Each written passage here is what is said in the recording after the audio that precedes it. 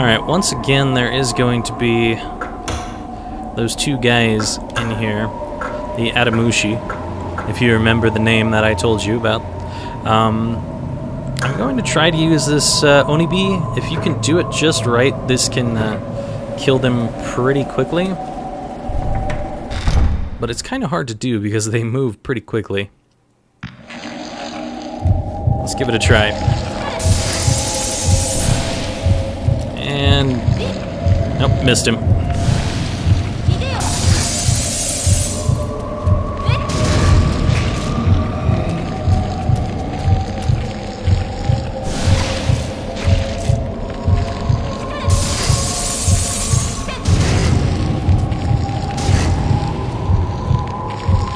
Well, didn't kill him, but I certainly did a lot of damage to him. I will use this to do more damage.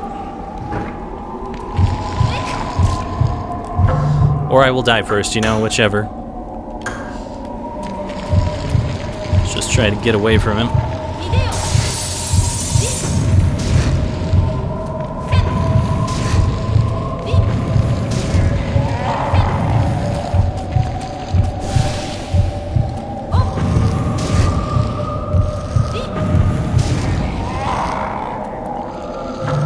No point in not using this stuff when I've got it, and it keeps me safe.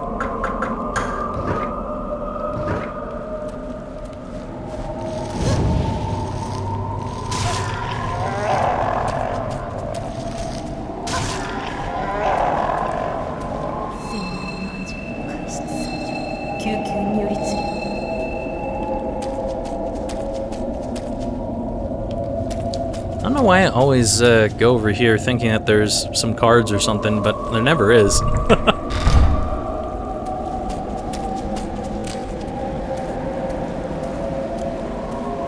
Welcome back to a familiar place, the Room of Faces. And there's still no way to pass through that door. However, we have Miyoshimaru's note number 4, and it's writings on a leaf, once again. At this pond, I can hear everyone's voice. I can hear them calling from the vessel sailed long ago. I will be joining them soon. Now, something interesting that you can't quite see about those notes when we're going through here is that each of these leaves, as it goes on further, is being covered by silk. So you can actually see on his journey that he is turning into something. And you can see the same thing with Lady Fujiwara's journals. Also, we never read the thing at the beginning, did we? Orders to investigate the Fujiwara's manor. Well, we investigated a lot. I don't remember if we read this or not. Anyways, they say disturbing events have been occurring at the manor of Lord Fujiwara. Go there and investigate. Some astrologers from the capital are heading there for the same reason. Be sure they do not arrive before you do. Well, technically they did, because Seime's astrologer was here researching everything before we ever got here. You can kind of see a face that just went into the wall there, even before we start looking at these things. I might have been killed right here. So anyways, this is the same as Utsuki's phase. There's really no reason to even bother trying to switch between Japanese and English here. Also, still don't go to the middle of the room. That shadow is deadly.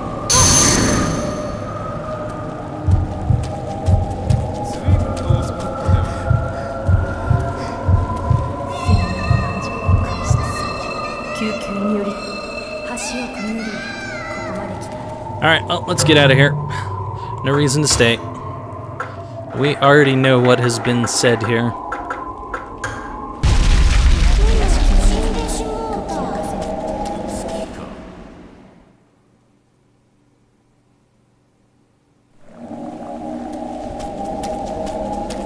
And welcome to the nursery proper.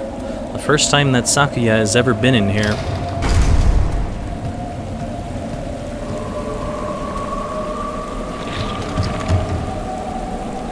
Silk clings to the bottom of the chest. Pretty sure that's pretty much the same with all of these. Then we have the writhing over here. Strange creature is writhing inside the chest. There's a wicker chest, and the lid can't be opened, perhaps sealed from the inside. So, at this point, it's quite likely that Utsuki is in this chest in front of us.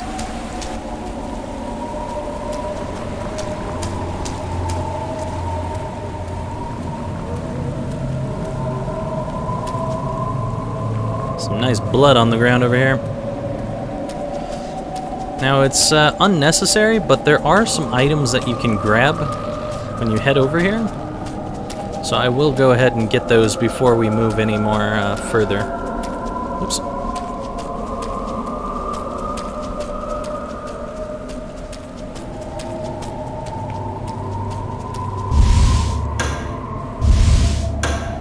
It's always nice to have some backup equipment anyway.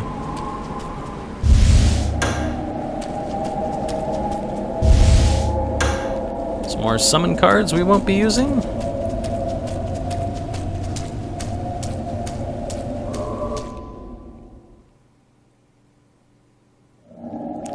And this right here tells us that Utsuki is not in that chest yet, because this silk is still here.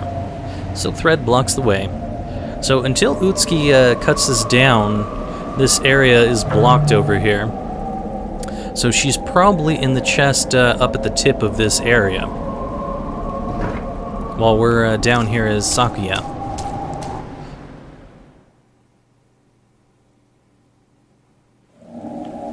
So interestingly, that means that a lot of stuff is happening very, very quickly at this point in the game.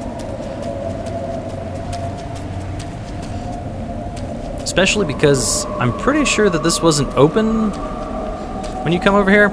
It's kind of hard to figure out what this final area, its timeline is. It's quite possible that that silk was just re-sewn back there so that no one can get through. Nonetheless, interesting to think about. Also, not sure if this guy was here last time. Nope, it is.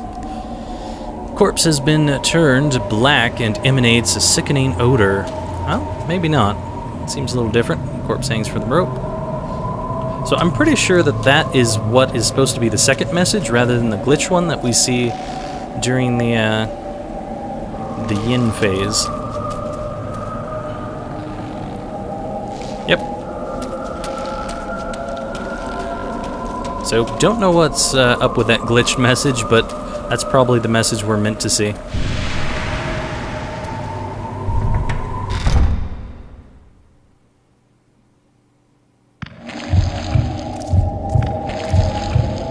Hey there, buddy.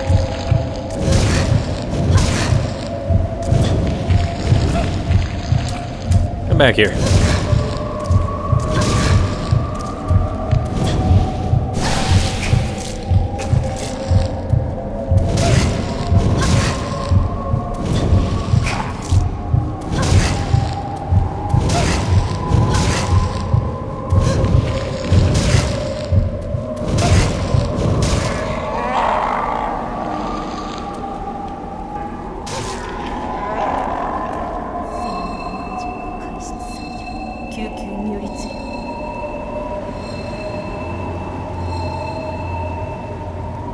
We can do a number to them pretty quickly if we manage to get after them.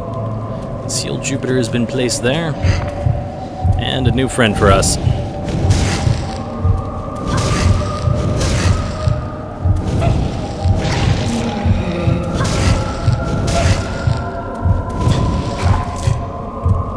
They can also do a number to us pretty quickly too.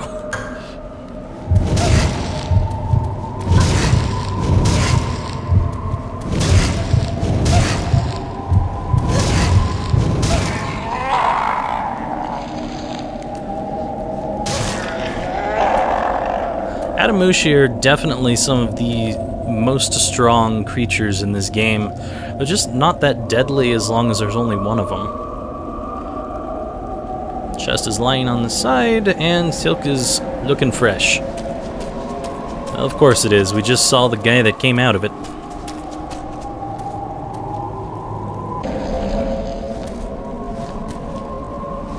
How dare you start that fire?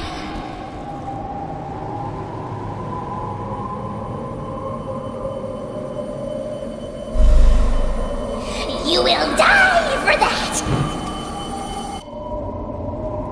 Alright, and now it's explanation time.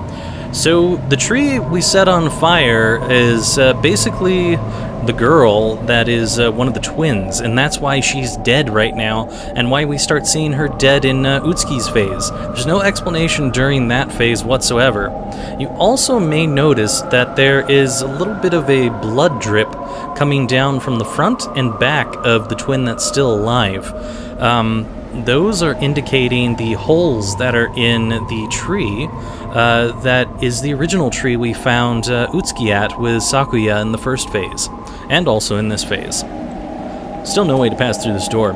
But anyways, those little girls basically are just projections of the sacred mulberry trees. A little bit hard to catch on to, but it's kind of important that you realize what's going on there. That they literally are more or less mulberry gods.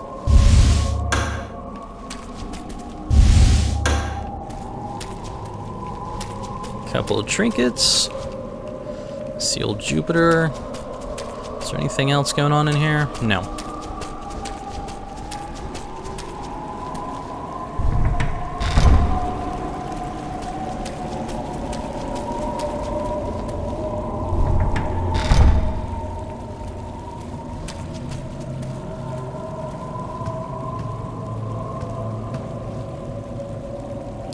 Book lies open, or a new book anyway, and there's Jupiter.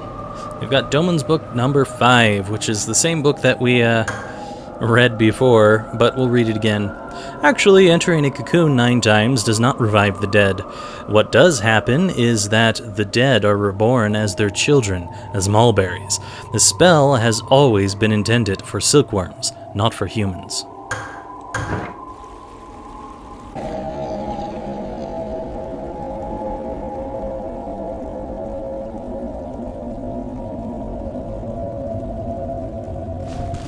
So, you're still alive? And as for the other 3, they served their purpose. What? Is that why you sent us here? The disciples were simply a manifestation of my power. That was my plan. They were the perfect fodder for the Kuon spell. Oh! You insignificant creatures have only one purpose.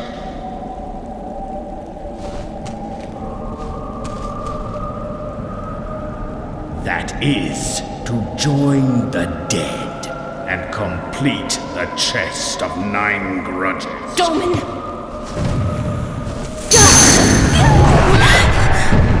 You foolish and stupid child.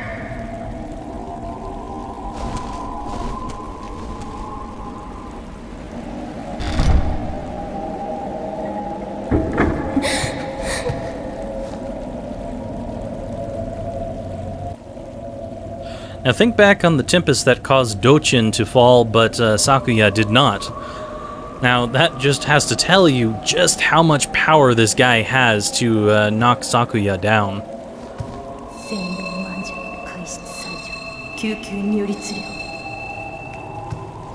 This guy is pretty dangerous. Alright, anyway. We now have the sealed Jupiter, so we've got things to do.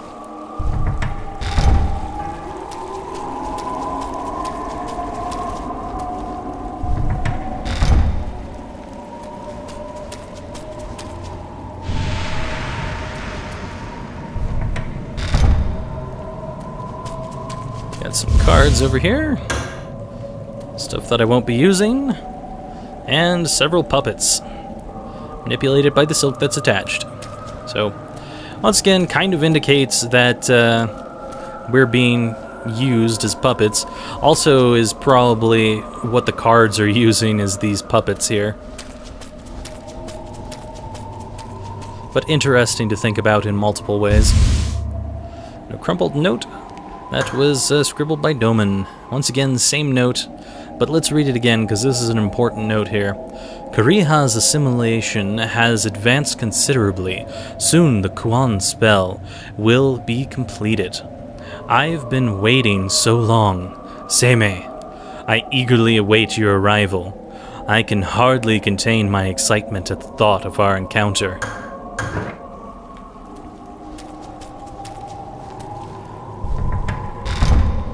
That, I'm pretty sure, is the very last note of this phase.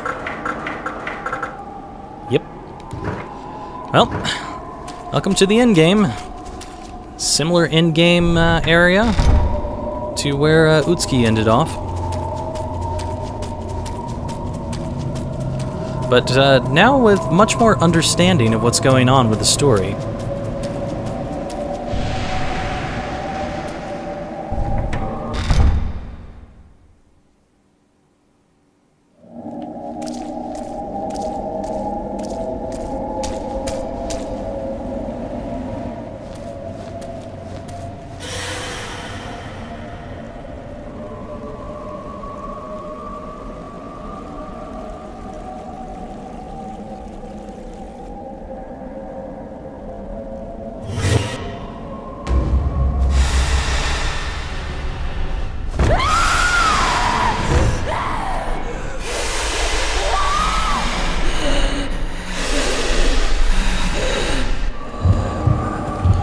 Alright, we're going.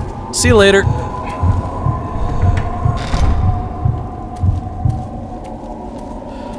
Her scream always seems fairly freaky at that point in time. And you'll note that we're back here, where we first started long ago, where the temple was and all that various stuff. And she's still on our tail.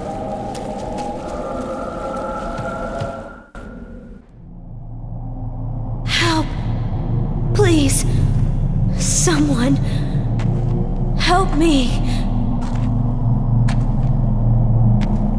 Utsuki!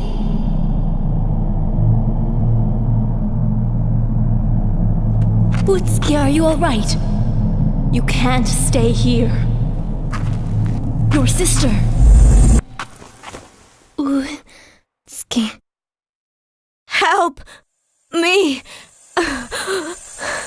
I beg you.